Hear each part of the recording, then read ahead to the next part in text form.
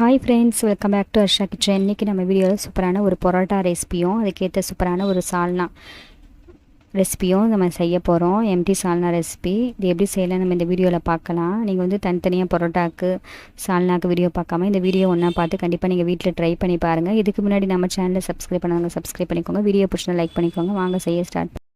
ஒரு பிளேட்டில் நம்ம ஒரு கப் அளவு மைதா மாவை ஆட் பண்ணிக்கலாம். ஒரு ஸ்பூன் அளவு நம்ம வந்து ரவை ஆட் பண்ணிக்கலாம். கொஞ்சமாக சுகர் ஆட் பண்ணிக்கலாம். தேவையான அளவு உப்பு ஆட் பண்ணிவிட்டு இதை வந்து 2 ஸ்பூன் ஆயில் சேர்த்து நல்லா மிக்ஸ் பண்ணி எடுத்துக்கலாம்.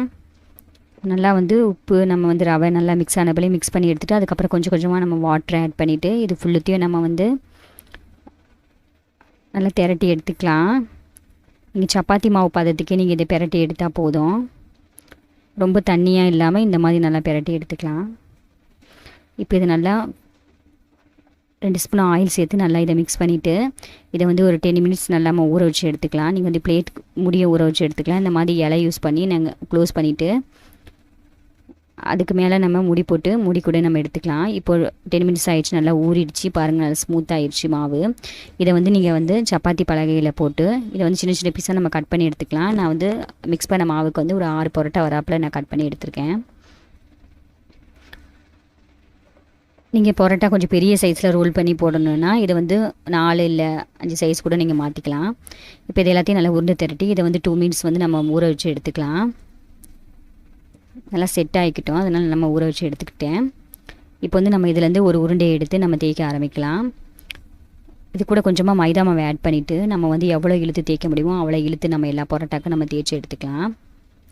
இப்போ நல்லா இந்த மாதிரி நல்லா இழுத்துட்டேன். இதை வந்து ஒரு கத்தி வச்சு நம்ம வந்து லைனிங்காக நம்ம கட் பண்ணி எடுத்துக்கலாம்.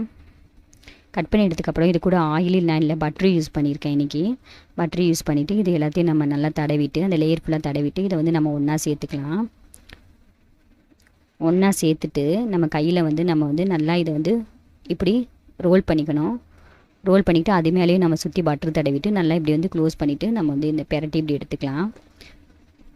இப்போ அதே மாதிரி இன்னொரு உருண்டையும் நம்ம இந்த மாதிரி தேய்ச்சி நல்லா எடுத்துக்கலாம். இந்த மாதிரி நீங்கள் கட் பண்ணி இருக்கும்போது லேயர் வந்து உங்களுக்கு நல்லா கிடைக்கும். உள்ளே நல்லா குக் ஆகி பட்ரு வந்து நல்லா கிறிஸ்பியாக இருக்க மாதிரி உங்களுக்கு கிடைக்கும் பரோட்டா. இந்த மாதிரி நம்ம ரவுண்டிங் பண்ணி எடுத்துக்கலாம்.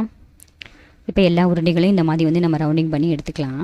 இப்போ எல்லாத்தையும் எடுத்தாச்சு. இது மேலே வந்து எல்லாத்துமேலேயும் ஆயில் அப்ளை பண்ணிவிட்டு நம்ம இதை வந்து க்ளோஸ் பண்ணி கொஞ்சம் நேரம் ஒரு 5 மினிட்ஸ் நம்ம ஊற வச்சு எடுத்துக்கலாம்.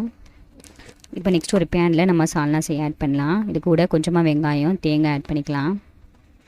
1 ஸ்பூன் அளவு நம்ம பெருஞ்சீரகம் ஆட் பண்ணிக்கலாம்.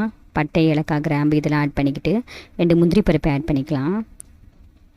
கொஞ்சமாக தக்காளி ஆட் பண்ணிக்கலாம். ஒரு 3 தக்காளி ஆட் பண்ணிக்கோங்க. கிரேவி வந்து நல்லா கலராக உங்களுக்கு நல்லா கிடைக்கும். தக்காளி பார்த்திங்கன்னா நல்லா குக் ஆயிடுச்சு. இது கூட 1 ஸ்பூன் அளவு கசகசை ஆட் பண்ணிவிட்டு மிக்சியில் போட்டு நல்லா அரைச்சி எடுத்துக்கலாம். இப்போ வந்து அதே பேன்லேயே நம்ம ஒரு 4 ஸ்பூன் அளவு ஆயில் சேர்த்துட்டு பெருஞ்சீரகம் பட்டை ஏலக்காய் கிராம்பு கொஞ்சம் கறிப்பிலை வெங்காயம் ஒரு 2 வெங்காயம் ஆட் பண்ணிக்கிட்டு 2 பச்சை மிளகாய் ஆட் பண்ணிவிட்டு லைட்டாக உப்பு சேர்த்து நம்ம இதை நல்லா வதக்கிக்கலாம். இது கூட வெங்காயம் நல்லா வதங்கினது 1 ஸ்பூன் அளவு இஞ்சி பூண்டு பேஸ்ட் ஆட் பண்ணிக்கலாம்.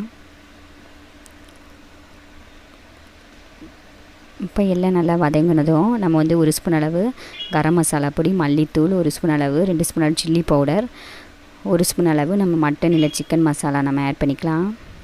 இது கூட நம்ம அரைச்சி எடுத்து வச்சுருக்க விழுதை நம்ம இதில் ஆட் பண்ணிக்கலாம்.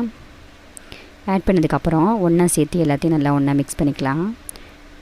இப்போ எண்ணெயில் நல்லா திரிஞ்சு வர அளவுக்கு நம்ம வந்து இதை வந்து குக் பண்ணி எடுத்துக்கலாம். இது கூட நம்ம தேவையான அளவு தண்ணி ஆட் பண்ணிக்கலாம்.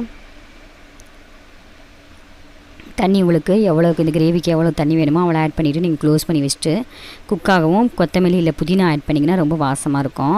புதினா ஆட் பண்ணி இதை வந்து நம்ம வந்து மிக்ஸ் பண்ணி எடுத்துகிட்டு ஸ்டவ் ஆஃப் பண்ணலாம். இப்போ வந்து நம்ம பரோட்டா செய்ய ஸ்டார்ட் பண்ணலாம். இப்போ நல்லா ஊறிடுச்சு. இப்போ ஒரு பரோட்டாவும் இந்த மாதிரி தேய்ச்சிக்கலாம். இல்லை கையிலேயே நீங்கள் வந்து இந்த மாதிரி அமுத்தி விட்டுக்கலாம்.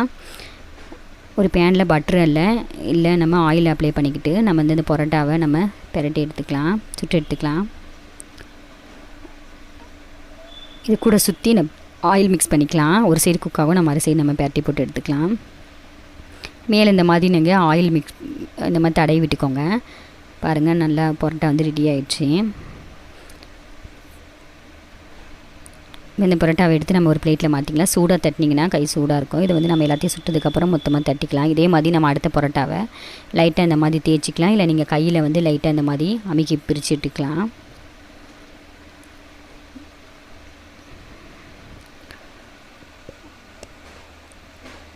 இது கூட நம்ம சுற்றி ஆயில் மிக்ஸ் பண்ணிவிட்டு இதையும் நம்ம பெரட்டி எடுத்துகிட்டு நம்ம வந்து ஒரு பிளேட்டில் மாற்றி வச்சுக்கலாம். இப்போ எல்லா பரோட்டாவும் நான் ரெடி பண்ணிட்டேன். இப்போ வந்து இந்த பரோட்டாவை எல்லாத்தையும் மொத்தமாக சேர்த்து இந்த மாதிரி கையிட்டு இந்த மாதிரி தட்டி எடுத்துக்கலாம். இல்லை நீங்கள் ஒரு பரோட்டா முடியும் அடுத்த பரோட்டா கூட தட்டி பண்ணி பாருங்கள். சூப்பராக நம்ம பரோட்டா வந்து ரெடி ஆகிடுச்சு. ரொம்ப ஸ்மூத்தாக டேஸ்ட்டாக இருக்குது. இந்த கிரேவிக்கு சூப்பராக இந்த பரோட்டாக்கும் ரொம்ப டேஸ்ட்டு நல்லாயிருக்கு. கண்டிப்பாக நீங்கள் இது வீட்டில் ட்ரை பண்ணி பாருங்கள். உங்களுக்கு பிடிச்சிருந்ததுன்னா வர்ஷா கிச்சன் தமிழுக்கு சப்ஸ்கிரைப் பண்ணுங்கள், லைக் பண்ணுங்கள், ஷேர் பண்ணுங்கள்.